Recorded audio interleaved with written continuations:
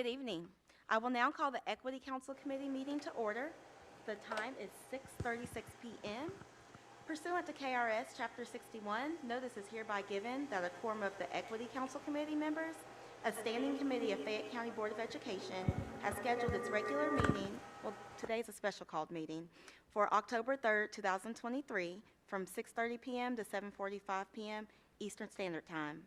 This meeting will be live streamed at fcps.net for public viewing. Pursuant to KRS 61.8262B, the John D. Price Building, 450 Park Place, Room 150A, is hereby designated as the primary location of the meeting.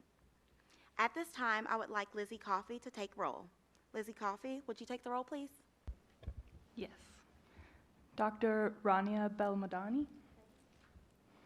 Bob McLaughlin. Present. Monica Mundy. Present. Razik El Amin. Jeanette Hart. Kamisha Boyd Powell. Present. Brett Nathaniel. Ariel Arthur. Present. Dr. Anthony Everett. Dr. Devrin Muff. Present. Kevin Thomas. Present. Okay, quorum is present.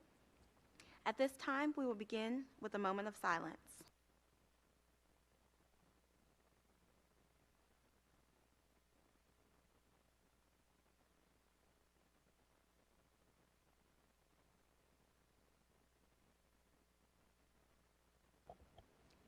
Thank you. We will now move to the reading of our mission statement by Equity Council Committee member Bob McLaughlin.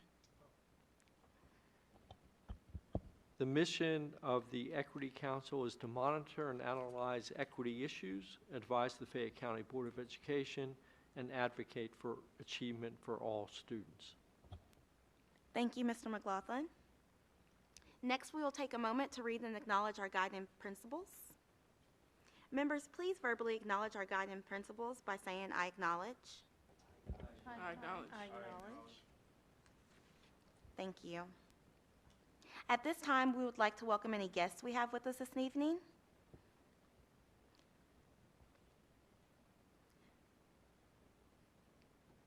We do not have any guests. However, next on our agenda is public participation, where we welcome remarks for community members. We do have one statement that will be read by Councilmember Monica Mundy. Leadership means everything. It drives the narrative, controls the purse strings, and in most cases, predetermines outcomes. Unfortunately, we have been watching these issues play out daily with the Fayette County Board of Education. Further, this leadership has created a climate of mistrust and inequity to the detriment of our children. In a majority-minority school district, I would expect more diverse voices to be heard rather than silenced. Over the past 4 years, the rallying cry has been that all children be given equal and equitable education opportunities. As a result of this, the response has been dug in heels, disrespect, and hostility. Prior, the May 2023 school board meeting where the superintendent was accused of, quote, monkeying around, unquote, with the budget, viewers and attendees of school board meetings have been witness to childish behavior where board members ignored comments from the superintendent or worse, spoke over him, or made unfounded accusations. I find it incredible that elected representatives of our families cannot follow basic decorum and civility. Personal agendas and political aspirations dominate the decisions made, quote, on behalf of kids.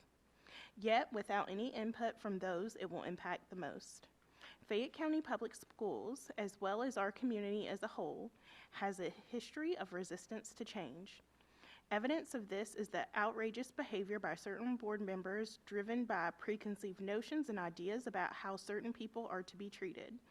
Further, these same board members believe it is not only acceptable but normal. Dr. Liggins, and before him, Manny Koch, were always judged through a narrower lens than other superintendents, and we need to face why. The Fayette County Equity Council has consistently over the last few years asked for accountability. By dismissing all recommendations, sometimes without them seeing the light of day, the school board has made it abundantly clear that partnership is not a priority. To be sure, we have been told that there would be transparency and co-creation.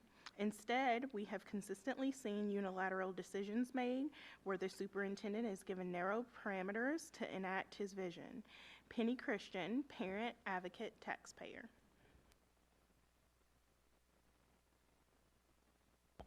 Thank you for reading that, Ms. Mundy. Next on our agenda is action items. At this time, we will review the action items submitted.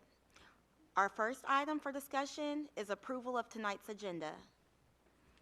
October's regular meeting agenda was made available to council members recently. If you haven't already, please take time to review the agenda for accuracy.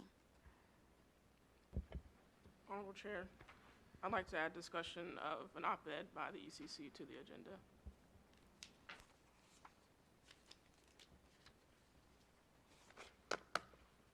Would you like to add that to the top of the agenda? Yes, please. Okay. Discussion of op-ed will be moved to action item or discussion item A above roundtable discussion. Are there any additional changes?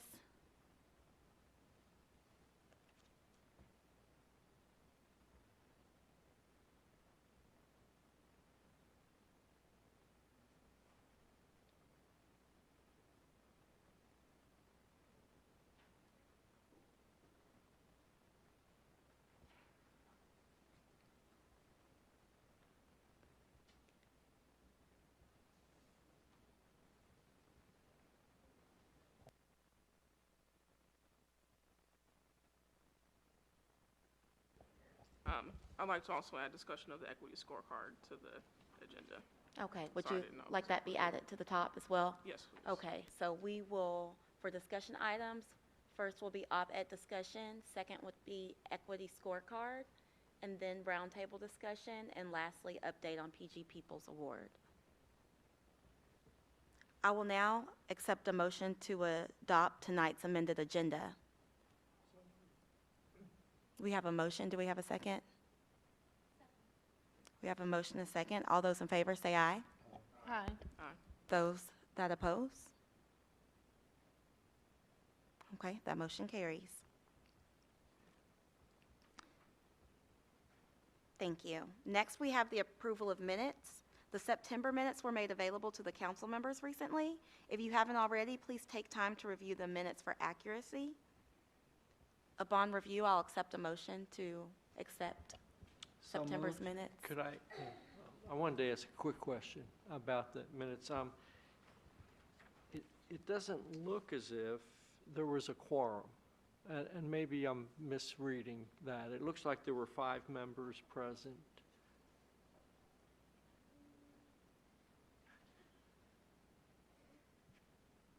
I don't think Ariel Arthur's name is on here. Gotcha. Okay. Good. Thanks. Yeah, well, I'm sure we did. I mean, I wasn't here, but Yes. I know. Thank you I for watched pointing the that meeting, out. Yes. Yeah. Thank you for pointing that out. So we will add Ms. Ariel Arthur's name. And upon that amendment, One more. yes, It's small. It's not that important, but sure. under action items B, the motion was made by Dr. Everett. I'm sure it was not seconded by Marilyn Clark, right? You're It was absolutely seconded by right. someone, but no, yeah. You're absolutely right. So we will make that change. And what we will do, Lizzie, if you want to make those corrections and then just bring it back to us for approval at next month's meeting, then we can do that there, just to make sure that everything is correct. Thank you, Mr. McLaughlin. So next on our agenda are items for discussion. I believe our first discussion would be the op-ed discussion. Mrs. Arthur, would you take the lead on that? Sure. This idea came up after the statement that the ECC made at last week's meeting in response to Board Member Jones's comments at the May 22nd board meeting. And so the statement was graciously read by ECC member Mr. Kevin Thomas, and myself and several other ECC members were present in person in order to have enough time in public comment to make the statement. And we, when the statement was made, we did not receive a response from the board, and I wanted to bring it to the group to discuss the possibility of publishing an edited version of the statement that was made at the board meeting as an op-ed in the Herald Leader. Any thoughts or comments?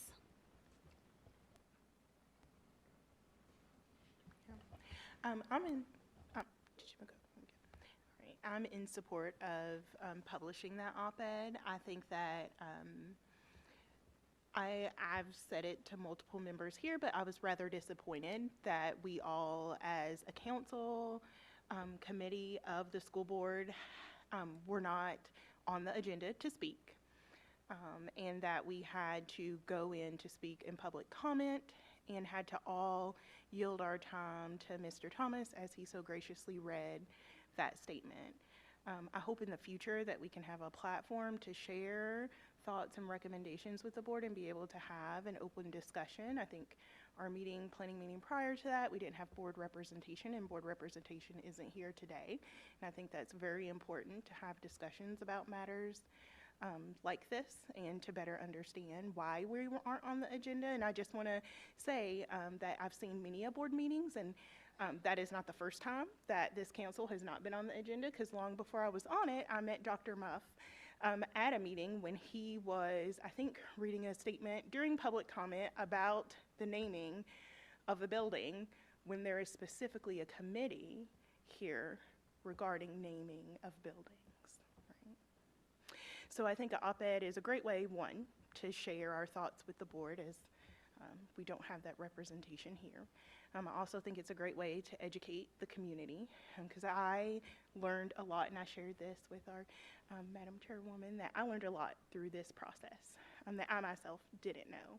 And I think it's a great moment to share those thoughts with the community for others who may not understand why we chose to read the statement that we chose and why it needed to be said, and how we can all learn from this and make different decisions as we move forward when it comes to the words we use and the power we have and how we choose to yield that. And I would also like to say it was a very thoughtful statement, and I hope that others learned from that statement just as I did. Any other comments?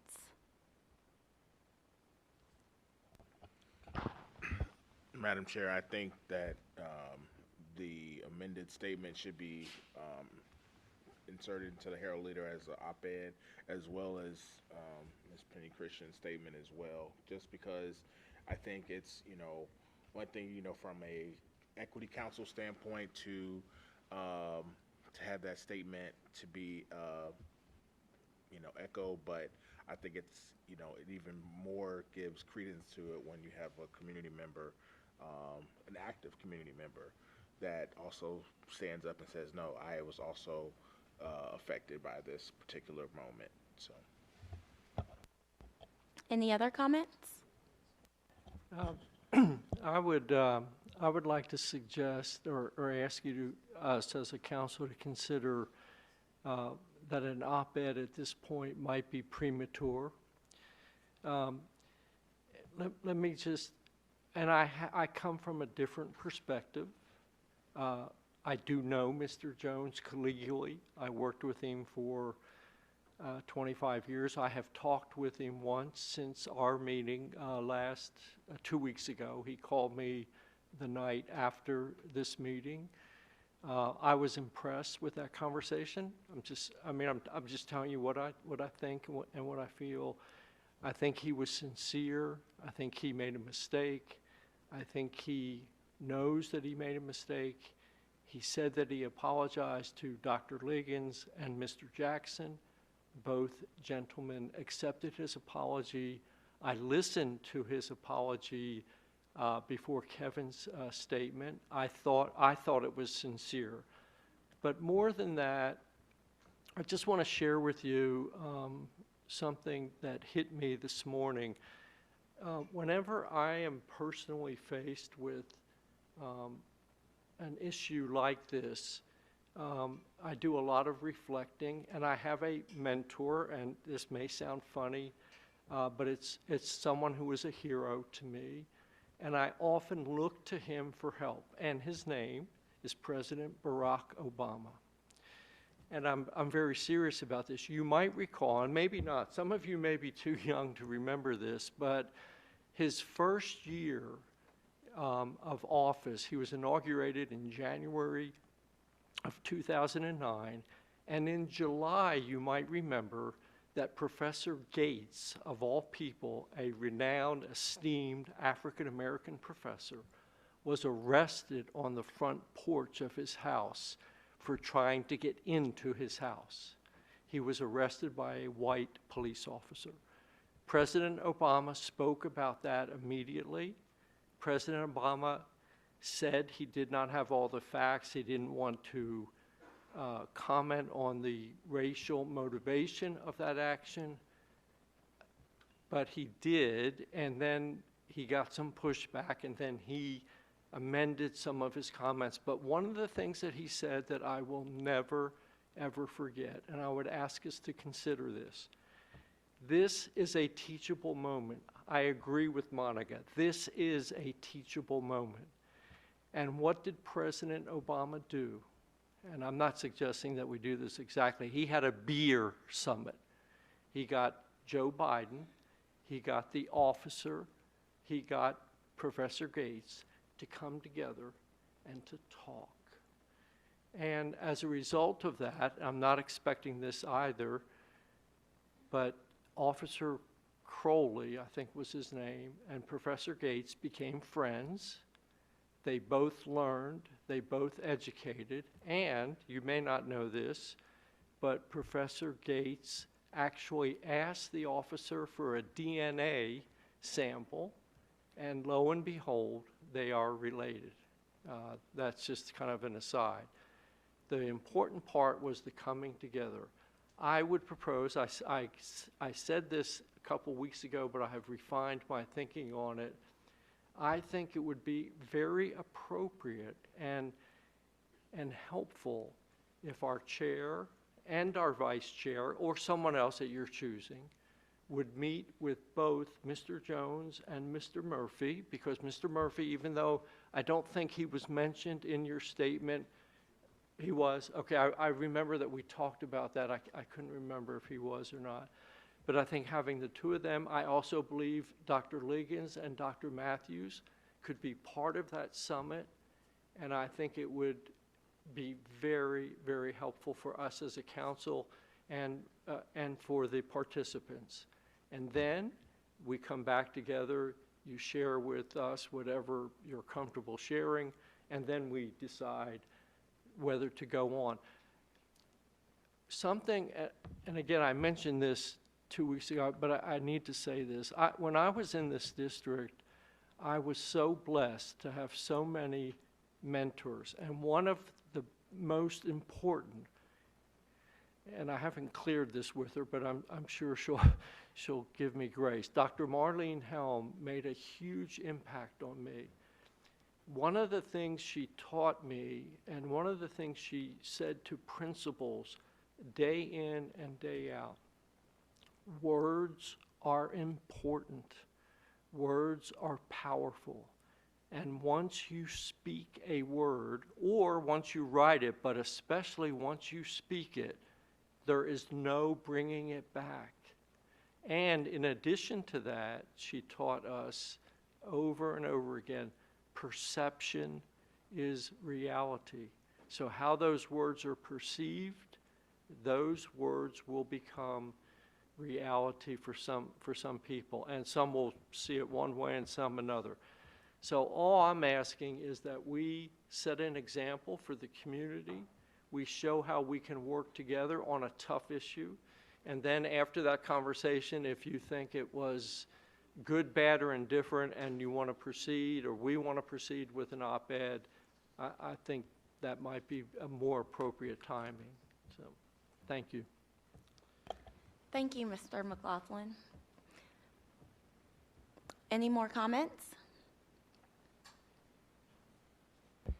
One, I appreciate the sentiment, Mr. McLaughlin. And even with the example of Dr. Gates and the police officer, while they made their individual choices about how that situation was handled, and the then president made his choice about becoming involved in that situation, and I do recall when it happened, there was also a lot of conversation nationally about it being an example of a much bigger problem. And it was an opportunity while they had their summit, and there were some who, maybe were along those lines that everything was kind of, cleared up and finished with that. There were others who took the opportunity to use it as a teachable moment to illustrate the larger issue. So not everyone had the privilege of being, called in by the president to, have a public meeting and have a nice meeting with the police officer about being racially profiled, or profiled, if we're saying it's not racially. And as a result, there's a lot of harm that comes from that. And I would argue that, maybe some unintentional harm was done by having a public setup in that way that, from my opinion, kind of diminished the larger structural issue and the harm that did occur and that could have occurred from that situation. And so while, dialogue, is important, I don't think by us releasing an op-ed or by us publicly having the statement that we've done anything to shut the door on conversation. Board Member Jones is, to my knowledge, always welcome to our meetings. Our schedule is a regular schedule. And even at our next meeting, he's welcome to come discuss with us. He has our email addresses. He's been at retreats with us. And you mentioned, immediately after our meeting, he reached out to you and mentioned that apology, and that was given, but it was still, 2 weeks or a week after that until he apologized publicly. I mean, he could have written an op-ed and apologized, himself as well. And I'll also just personally state that whether his apology was sincere or not, I felt it was very much lacking. And there was news coverage of the apology that I think really highlighted what he said, and there was not much coverage of our statement, which was much more comprehensive in addressing the harm of the statement. So some of the things that he said were, if I offended anyone, I'm sorry. I didn't like the way he, in my opinion, used names of prominent community members to, I think, try to validate that he, took steps to rectify things when the impact on the community was not addressed until that public statement was made, which, again, in my opinion, was not made until after he was aware of the statement we were going to make publicly. And so while we're taking these steps, I think it's important for the community to be aware of this broader conversation, and there is still room for him to, elaborate on his intent and, demonstrate that he understands the true harm, because saying that in the context of the meeting it was harmless, to me, demonstrates that he does not understand the implication and the harm of his comment. Mr. Thomas? I want to add that, one, in the midst of a couple things. One, in the midst of all this, I don't think this is labeling Mr. Jones as anything. We're addressing a behavior and a statement, if anything. We're addressing a statement that was made, and we're saying how we feel about it. So, and I feel like if we can't, say to someone and say, you made this statement and it affected me this way, then to me, that's part of a greater decay of society. But, you know, no one's trying to immune on his behavior or, you know, reputation. That goes to my second point, because the issue that I would have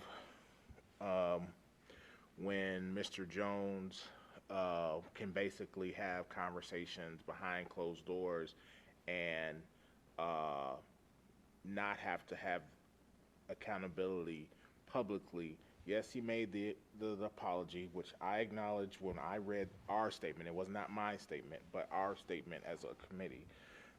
When I read this statement, that still does not shift the power dynamics that he, as a member of society, still holds, and that still does not shift that basically that we have to, this long-standing thing of that we have to somehow still make him comfortable despite the fact of the harm that was inflicted.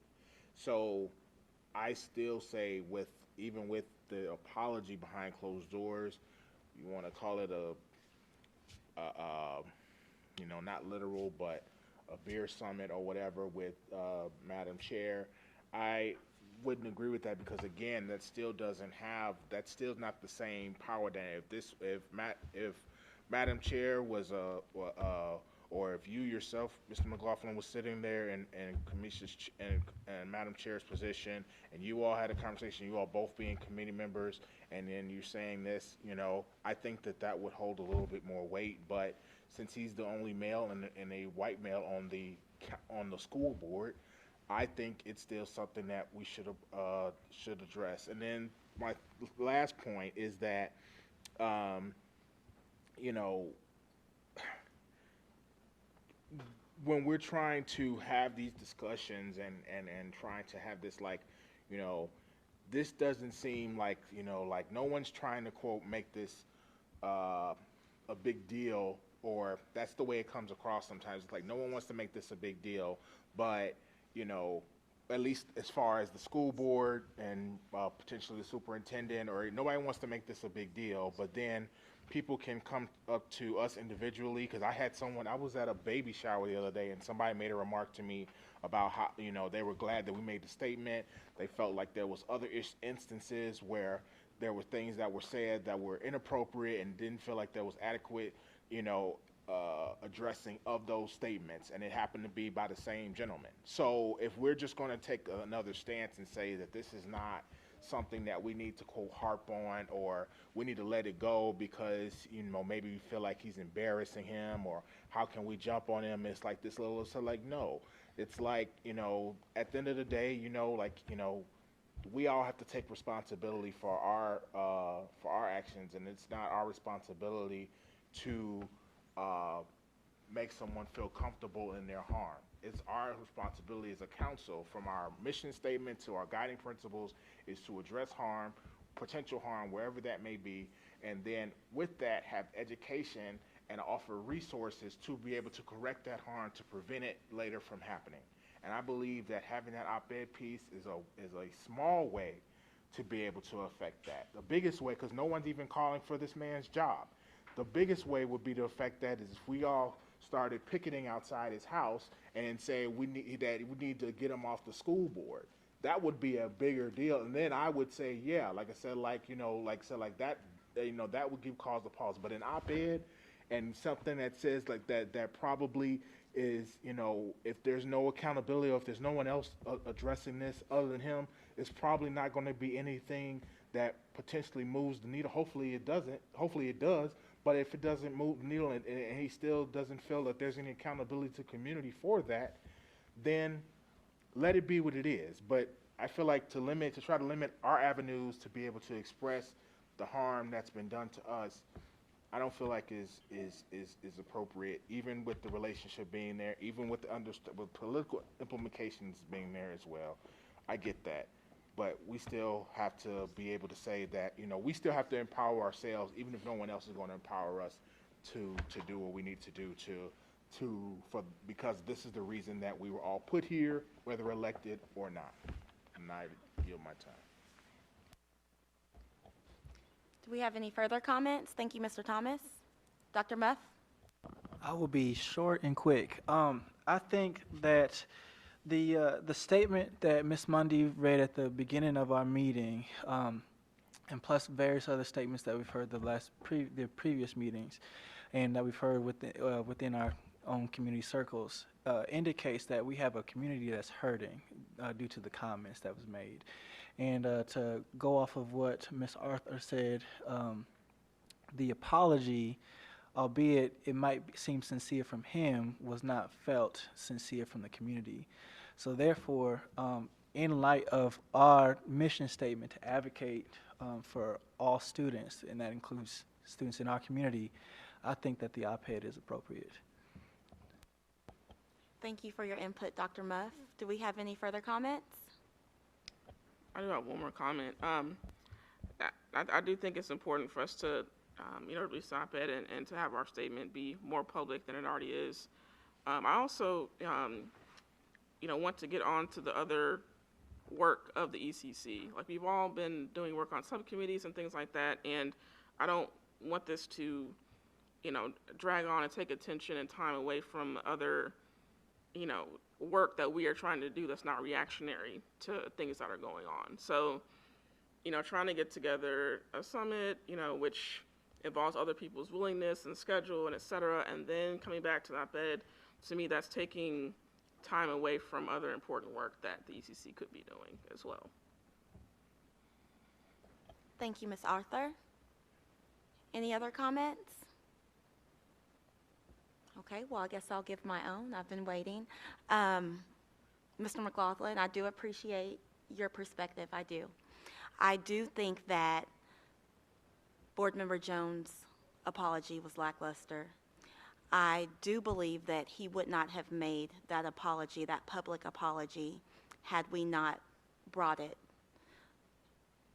to our council meeting and then eventually to the board. In his statement, he did say it was a harmless comment, but who was that harmless to? Not everyone. I think that we made that statement, and I think that he thinks it's over. He has not reached out to us. We've offered for him to come to our ECC meetings, our next meeting. Information was sent out. And I think that that can go for the full board, as we don't have a board member present today at our ECC meeting. He also has not reached out to try to obtain any equity, diversity, or inclusion training. And I would think that because he knew that the statement was going to come, he also heard the statement read by Mr. Thomas, and still nothing.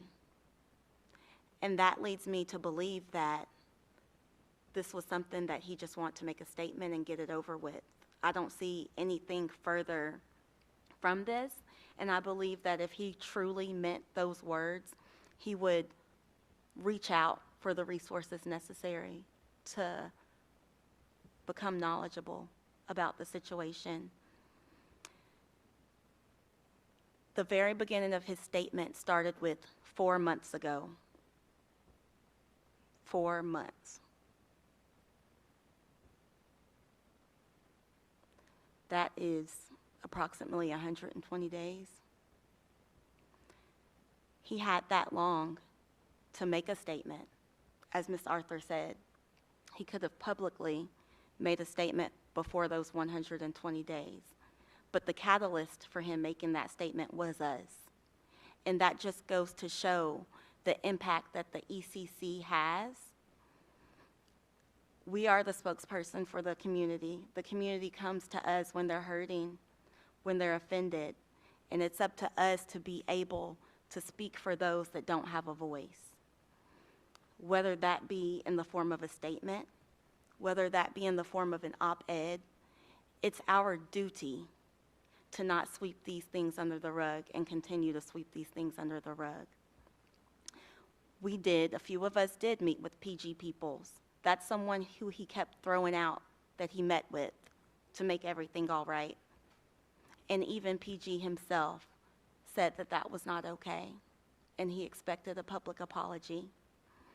So I think that we need to honor the community. We need to honor the voiceless. And then lastly, Ms. Arthur mentioned that in the article that was written already by Valerie Honeycutt Spears, CNN was quoted, not us. And we gave a plethora of information, and we also gave backup to our research to those statements. We were not reached out to.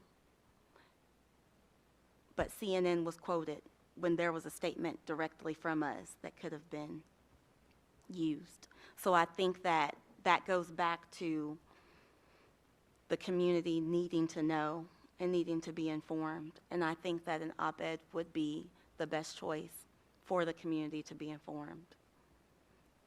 This is also a call to Mr. Jones. Should he want to learn more, reach out to us. Our email is public. Attend an ECC meeting, because as Mr. Thomas stated, we haven't yet called for his position.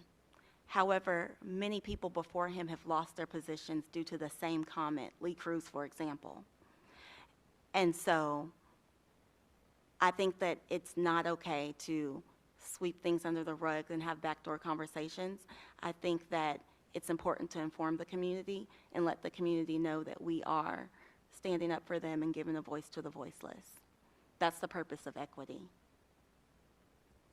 Are there any further comments?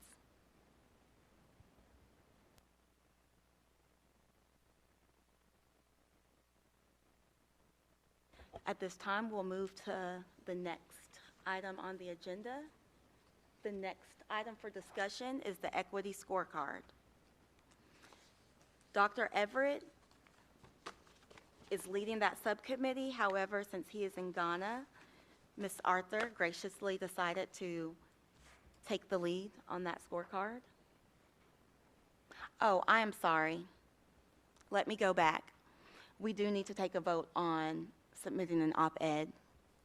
All those in favor, say aye. Aye. Those that oppose? The ayes have it. Motion carried. I do.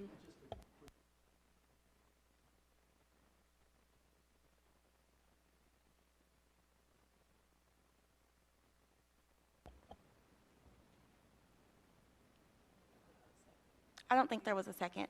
Do we have a second? Dr. Muff? Is there any further discussion? Okay, all those in favor say aye. Aye. Those that oppose? All right, the ayes have it. Motion carries. Next, with the equity scorecard, Ms. Arthur, would you like to touch on that? Yes, but I do have one more question about the op-ed. Are we going to discuss how to move forward with that and like amending it and things during the next planning meeting, or how should we move forward with maybe amending the statement that was read? So since we voted to go ahead and submit an op-ed, what we can do is we can, you can go ahead and send us what you have with the amendments that may have already been made, and we can just approve them collectively, and once we all approve, we can give a deadline. If you would like the deadline to be the end of this week, we can make the deadline the end of this week. Okay, that might be a little, well, I can put in my comments like early this week, but it'll be hard for me to comment later on in the week. Okay. Let's see. We have, our next planning meeting is packed. It's packed. But what we can do, because I pretty much feel that the statement, it doesn't have to be as is. If there's a few amendments, I can't imagine that there's too much that will need to be reviewed outside of that. Yeah, there's a couple things. One, Mr. Thomas, again, graciously acknowledged Board Member Jones's apology at the top before he read the prepared statement. I would like us to incorporate some acknowledgement of the apology that was made at the board meeting. And then Mr. Brett Nathaniel also recognized some, during that board meeting, there was a presentation of district staff about professional development, and there was a through line, a theme of continuous learning, of improvement, of accountability, and et cetera. And so he suggested reflecting on that and incorporating some of that language and focus into why we felt it necessary to address the statement. And so I think it was a very informal conversation, but I'd like to have his input or just someone's input into incorporating that language into the statement. And everything that was said is, I'm sure that the recording is available on YouTube now, so we can help do Sure. that. But those were two things that I know we had talked about incorporating. So if you would like to submit your changes and then send it out and allow the rest of the council to chime in and be able to correspond back and forth that way, I think that by the planning meeting, we can be prepared to vote to move forward with it. So everything reviewed, everything edited, and we can solidify so that there are more members at that meeting. We can solidify on the decision of, okay, we're okay with this, we're pleased with this, let's go ahead and move forward. That should give enough time for additions and then review of those additions. So we'll be prepared for a full finished document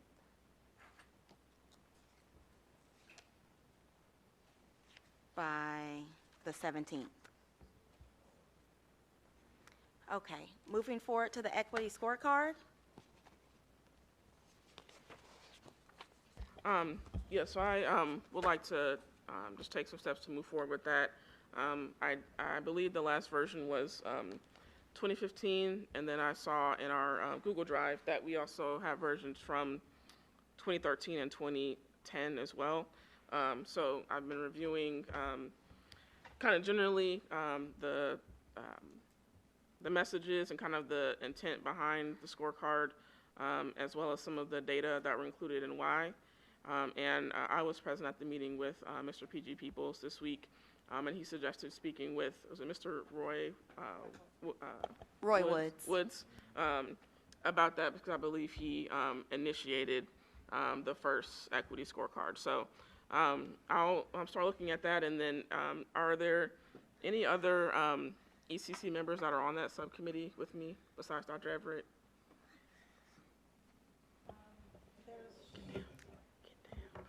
There should be a list in the Google Drive with Okay. all of the committees and the committee's members. So I can't remember off top of mind, but there's definitely a list in our drive that has all the members listed. Okay. Well, I'll start to reach out via email and perhaps get a Zoom meeting scheduled. And then Dr. Matthews, I'm sure, will be asking for some assistance determining what data is still available or are still available from the district from the last time the scorecard was updated. And then I'm sure continue conversation with ECC about what to highlight in the scorecard. And I've had conversations with Mr. Roy Woods, and he is available for any clarity, assistance that you may need regarding the creation of the equity scorecard.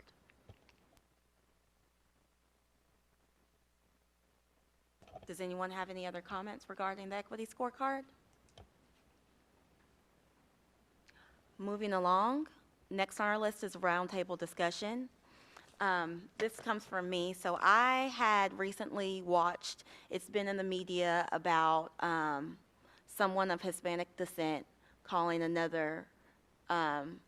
calling a person of color, an African American. Actually, she is from Jamaica, I believe, and she was called a monkey. And so what had happened, and these are entertainers, and what had happened was they had sat down at a round table and had a round table discussion of the implications of that term, what it meant, the historical content behind it, and then moving forward, like how to move forward from this. And I really took a lot away from that because you just don't know everyone else's perspective or what people have gone through or what they've been called and how that hurts on a different level. And so I thought it might be a good idea to potentially, like you said, Mr. McLaughlin, have a roundtable discussion with the Equity Council and the full board about this subject. That way, it gives us all a voice. I'm not saying that we shouldn't do an op-ed. We've already voted to move forward with that. But we're also, in addition to the op-ed, wanting to open up a time for discussion. Madam Chair. Question on that. So for the roundtable that's proposed as is, will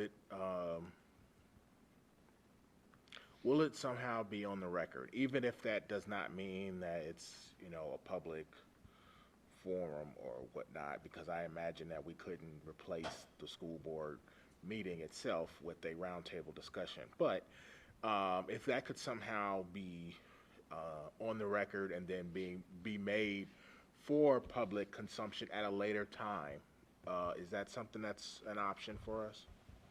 In my mind, I was thinking about using time from one of our planning meetings to have this roundtable discussion.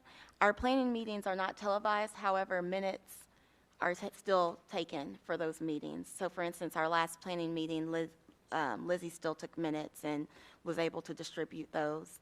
But that's what my initial thought was to do. Clarify, I guess I would want that planning meeting to be recorded. It doesn't have to be live streamed or anything. I'm not saying that, but I think it should be recorded to view that, because I think that is something that's good for the community to see, as far as, how it's received, the reception to it, and be able to reflect, and folks who will be voting members of the community. That should be something that I think they should be privy to and should be made available. So if we could record it, even if it's not in the traditional manner, I'd like to see that something set up if possible. My thoughts on that, Mr. Thomas, I feel like individuals might not feel like they can be their full authentic self.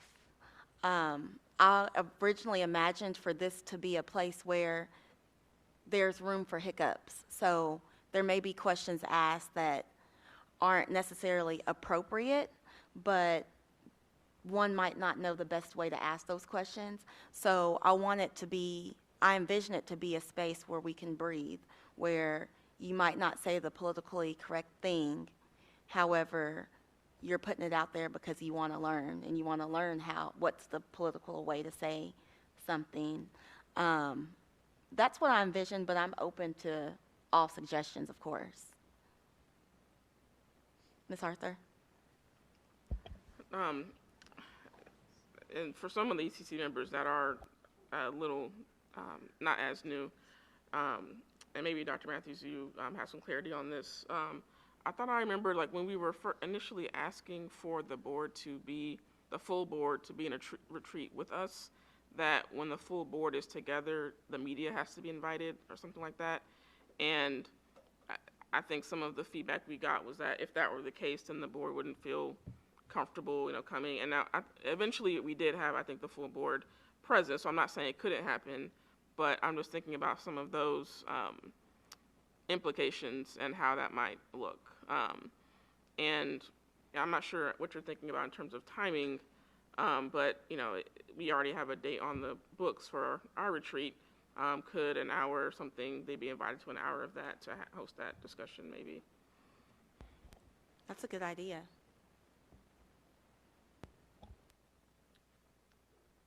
I'm looking at you in reference to media being involved, the requirements, and I know that, and don't quote me because that's where I would lean on my partner, Mr. Garcia, but I do know that anytime there's a potential for a quorum with the board, that we have to do all things official. We do have to do the announcement, invite the media, and have an opportunity for them to be there. I don't know that it is required to be recorded and made live. That part I'm not certain about. but I do know we have to make it official. It has to be known, and it has to be advertised. And if you recall, when we did our retreat, our combined retreat last year, we started down here and opened up the meeting, and then we moved to a different location, and that is because of the rules as it regulates the meeting for the board.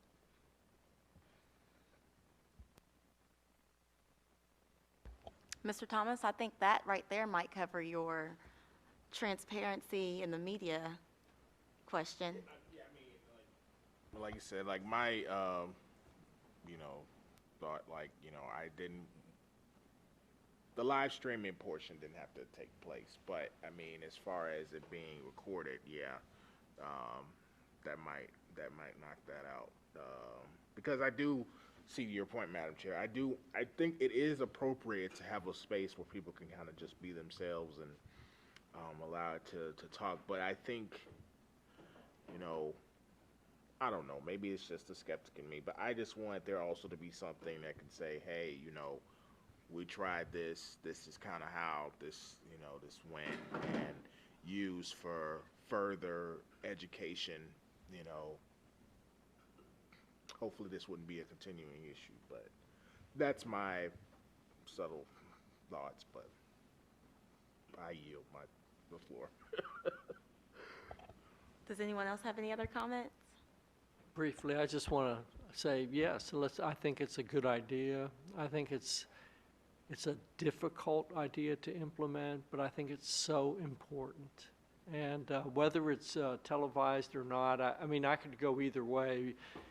I think just the opportunity, eventually people are going to communicate, and they need to see, everyone needs to see what's out there. They need to see your passion about this and your explanations, and vice versa. I mean, I just think that that's how we grow. And I've mentioned several times about my own upbringing in Fayette County schools, and I was spoiled because nobody clobbered me. They could have, trust me, they could have very easily, many times. They did not.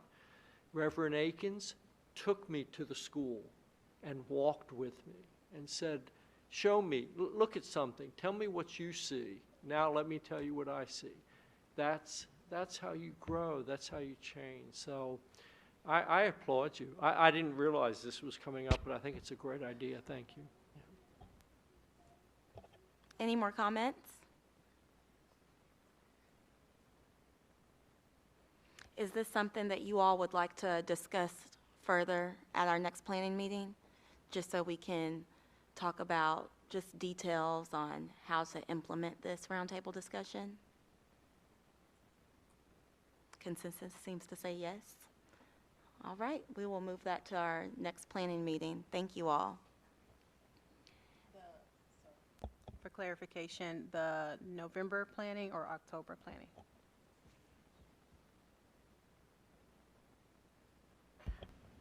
I'm trying to remember our schedule. Is the November planning meeting talking about the bylaws for voting for the December meeting? Is that okay. The October planning meeting, we are going to discuss the bylaws. We're going to clean up the elections part so that we can submit that to the board in November in order for them to vote on in their November meeting so that we can implement them and use them in December for elections. So that's why I discussed our planning meeting being very heavy, because we will be cleaning up those bylaws, voting on those bylaws to accept, and then discussing candidates for the PG People's Award and going through those via the rubric. So that's going to be a very heavy meeting. I think that for me, I'm okay with the roundtable discussion moving to November. I would like it to be sooner rather than later, but because of just how heavy the agendas are, that's fine, especially if the date isn't set until next year. We might have a different council anyway. So those are just my thoughts. Dr. Muff? You took the words out of my mouth. I was I was gonna say the same thing. I would probably recommend it be into the November meeting because October is probably gonna be, the planning meeting is probably gonna be so heavy.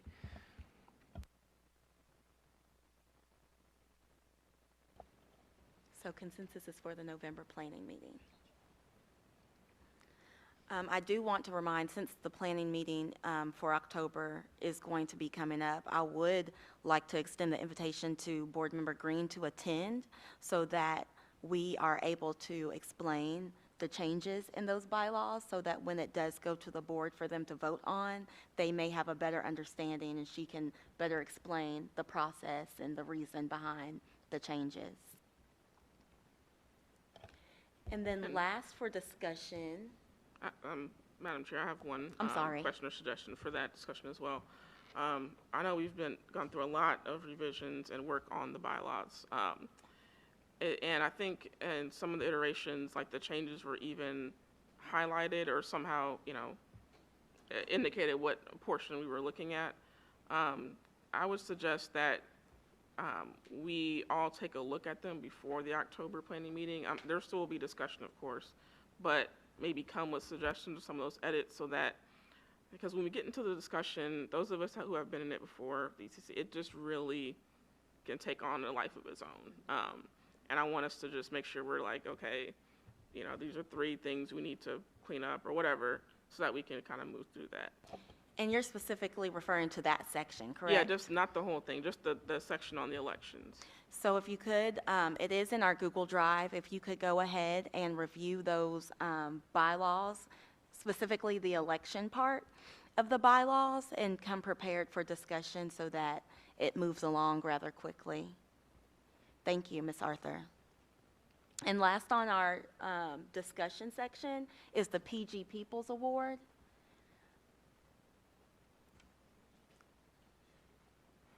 Which is Mrs. Arthur again. Okay. I think I shared a rubric with everyone to review. So once nominations are submitted, and our application's already closed now, or are they still open? October 1st. Yes. Will there be a possibility of extension? It sounds like there might be. Based on. You may want me to give an update before we decide. Do you Okay. mind giving an update, Dr. Matthews, on the PG Peoples Award? Excellent. So I'll just add to it, and then you can definitely take it. And this is why I paused. To date, we have a total of 14 applications that are received. 4 of those are internal candidates, and so I guess depending upon the rubric and how we may filter that out, we could potentially have 10 community partners who may qualify. So if we are okay with that number and that feels good to us, we can absolutely close it. If we wanted to leave it open until the planning meeting, or at least the day before, we could still get it printed out and have it ready for you all on the planning day. So it's really, we can be flexible. I just wanted to kind of float it out to the ECC to see what your thoughts were on that. Question for Dr. Matthews. Will extending the deadline create more work for you or your office? No. Okay. It just stays posted on our website. I'll probably ask our communication team if they'll do another blast, because they did do one blast already, but it may be, if we're going to leave it open, it may be beneficial for them to do one more blast, but there is no additional work for our team. Okay.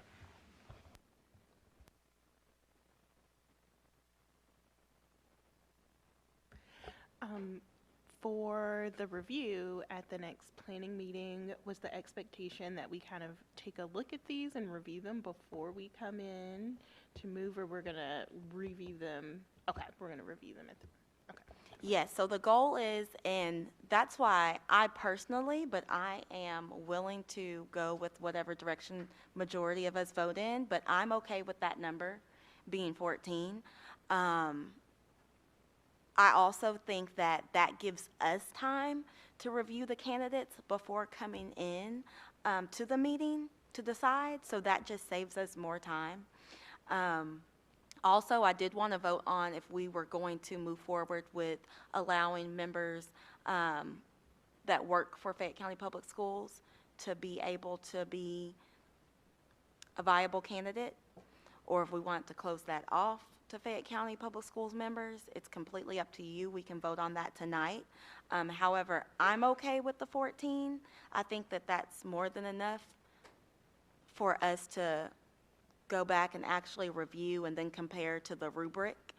But that is my humble personal opinion. I personally just think since it wasn't included in the description as an eligibility criteria, that for this round, we should consider all the nominations that were submitted. And then, you know, sometime between now and, you know, when the applications open up next year, because there were some other things I think that we wanted to have a deeper discussion about, some more parameters for the application. And, you know, we talked about whether self-nominations, you know, would be allowed, making that explicit, and you need to be a resident of Fayette County. You know, there are some other things in there as well. So I think since it wasn't explicit in there, we should leave it. But it also could be voted on during the planning meeting too, if people want to do that.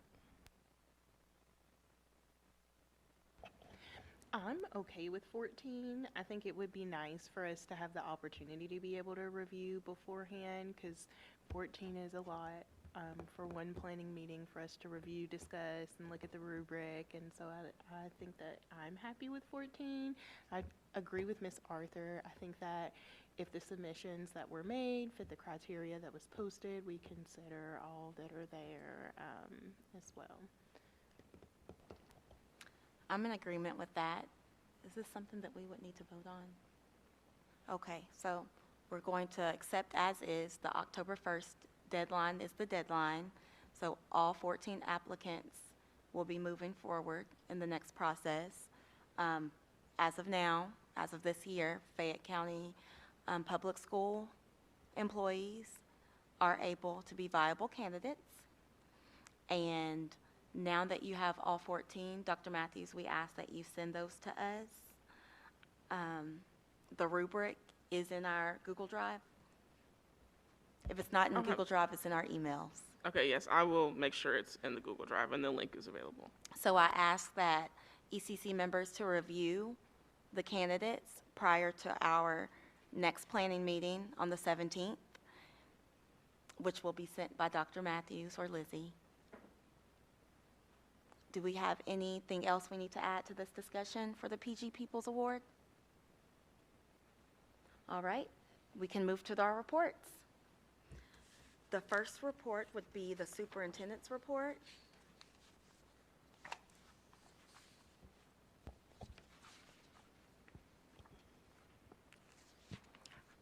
So I have the superintendent's report for this evening, and Dr. Liggins did want me to express his sincere apology for not being able to be here in person, but he did share his report with me. He wanted me to share that this month is Principal Appreciation Month, and our district will be taking an opportunity to thank our principals for their hard work and dedication throughout the year. Additionally, on your radar, we have wrapped up our beginning of the year testing, which we do with a company or a test that's called MAP. And MAP measures our students' achievement as well as their growth. And so we've just wrapped that up, and he's looking forward and hoping for an opportunity to be able to share that data with the ECC. And then last but certainly not least, there would be a press conference in partnership with the 16th District PTA to encourage volunteers helping in our schools, especially our schools with not as much in-person family volunteers or active PTAs. So our goal as a district is to ask our community to wrap their arms around our schools and ultimately help student achievement. So we really are trying to make a push to get more volunteers and helping in our schools, and that's in partnership with the 16th District PTA. And that's from Dr. Liggins. Thank you, Dr. Matthews. Next on our agenda. One question that may go back to Dr. Liggins. I remember around like mid-October or so last year, there was a meeting of where we were able to view embargo data Is that the same assessment data you're talking about that will be shared by Dr. Liggins? This one that he's mentioning right here is different. We're not sure when the embargo data will be for the accountability assessment data, but we do intend to also invite the ECC when that data becomes available as well.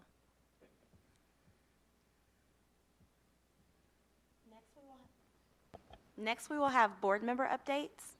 We do not have a board member here. However, I'll do encourage board members attend our ECC meeting, even if that's in rotation. We just invite board members to attend our meeting.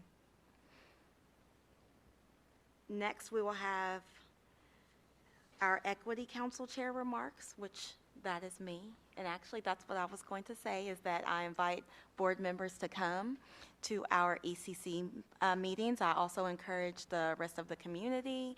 So personally, ECC members, if you all have members of the community that ask you questions or are interested, invite them to come to our meetings just so that they can see the transparency that we have here at the district and what we're aiming to strive for.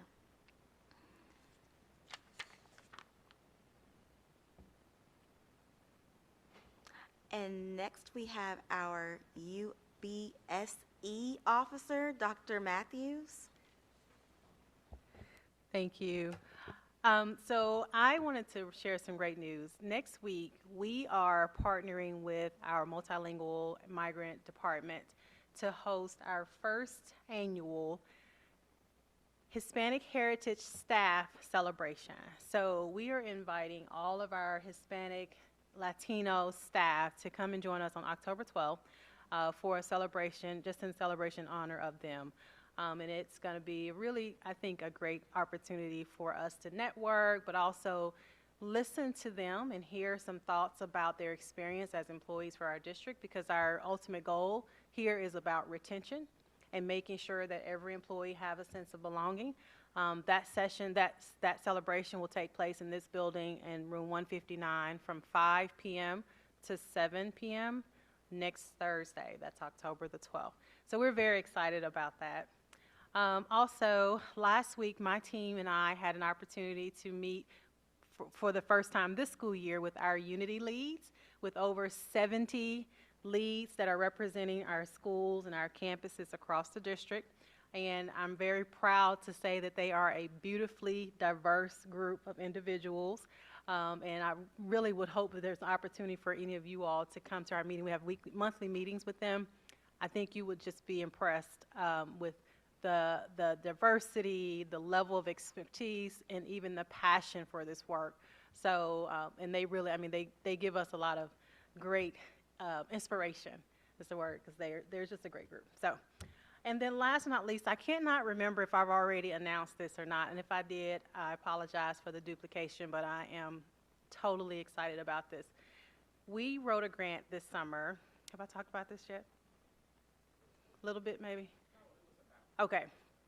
So we had an opportunity to write a grant this summer, and it is geared around mentoring and cultural affirmation groups, specifically for our internal mentoring programs, and we're creating structures for our students for that. And we were awarded that grant for $1.5 million. So we are very excited about the opportunity to get that off the ground. We will have an opportunity to also post a position to help in implementing that grant across our district. So we're continuing to grow and helping and supporting our students.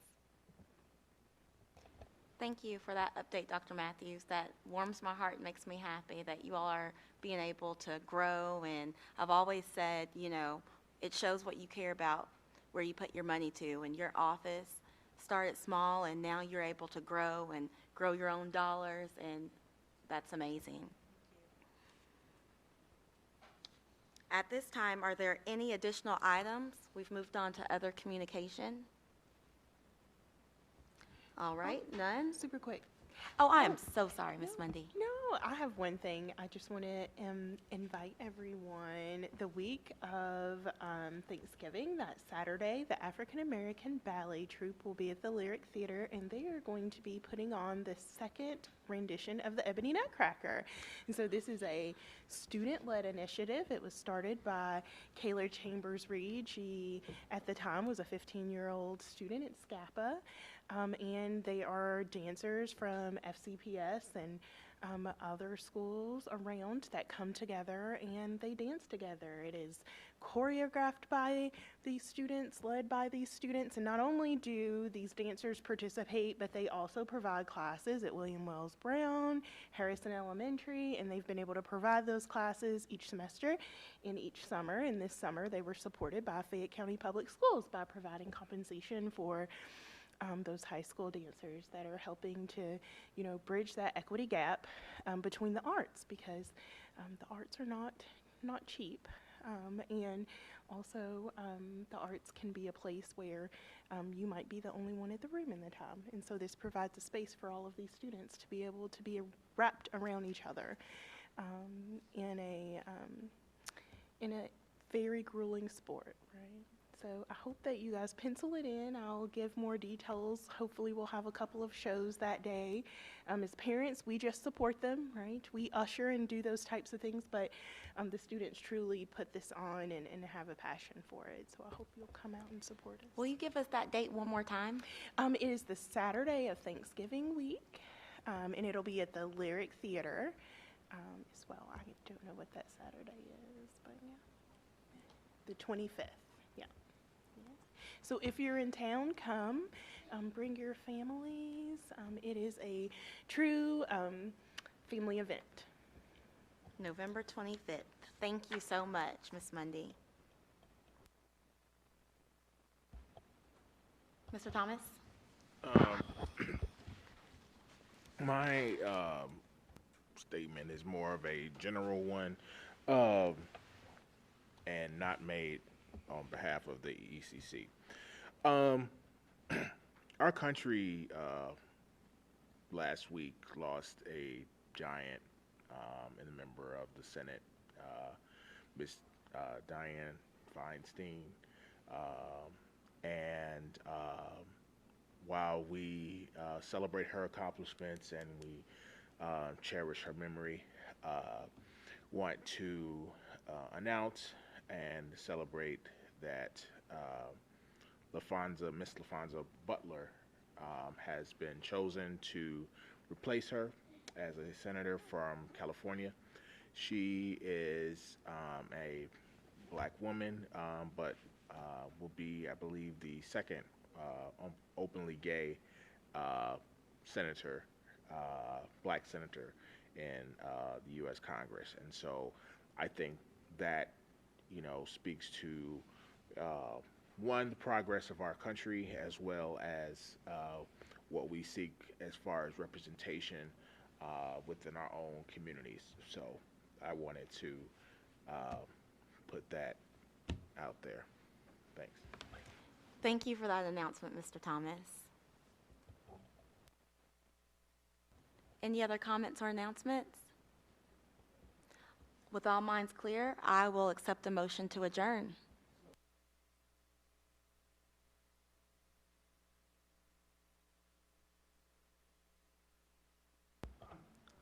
I'm sorry, my mic wasn't on. We have a motion and second. All those in favor, say aye. Aye. Those that oppose? All right, that motion carries. It is 7:49. Thank you all. Have a good night.